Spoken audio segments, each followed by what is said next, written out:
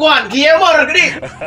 รถจักรจมือเลยยัดตะคางไปเรียกไปว่าเนี่ยลาหมดเลยเหรอเรียกคะแนนจำนำคือหลักเรื่องแน่จำนำด้วยโก้ด้วยซาเป้ามันยังโยงแน่โยงแก่ปลอดลาปลอดยื้อซ้ำละก้อนละดี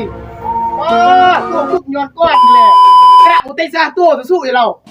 ด้วยซาตัวปลอดเนื่องเลย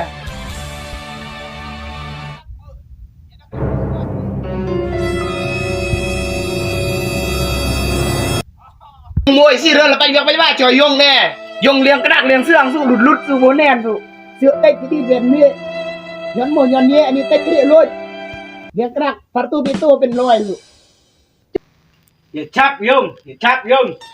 ย่ามาท่าชับยงไปปูมาเลย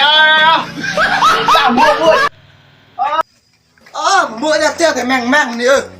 มือแม่งแต่กายอย่างเงี้ยนี่เสี่ยวเม็ดยงเสี่ยวโอ้แก่เหี้ยก้อนตีก้อนโอ้ละรถจักรกี่จมือเลยมาเมื่อปลอกเบื่อเลยแก่จมือมันทะลาบคนนั้นของนั้นเรื่องละก้อนแต่ละก้อนไรทุ่นละกี่กูรวยแน่กูมือยงกี่ป้าแน่เลยลองเงาะจนรวมเป็นเตือกวาสนากี่จะปิ้งกี่ดีนะโอ้ยแน่ใจเย็นยังเสียใจเย็นพอเอาไปเรื่อยๆไป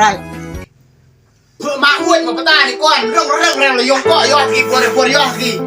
ยอดแรกเลยนอนจิตเตี้ยพายทั่วแล้วหนูเป็นเพลย์ยอดที่ทั่วพูดเลยเดี๋ยวไปสิงยอดพวดรุ่ยไปสิงยอดไปสิงเลียนยอดง่ายเดี๋ยวสร้างม่วงพอดีเต้เวลาแต่ม่วงเลยไปเรื่องยงเราเรื่องแน่เดี๋ยวปล่อยยงยุ่งแน่นยุ่งแน่นเดี๋ยวแต่พอเราจะตอบยงรุ่ยแน่นดิไปสิงยอดได้เลย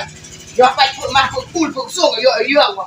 แต่กาโก้ที่เราพูดเป็นเสื้อซิมเราเป็นว่าดีก้อนนี่เหลือแน่ก้อนปักก้อนเรื่องได้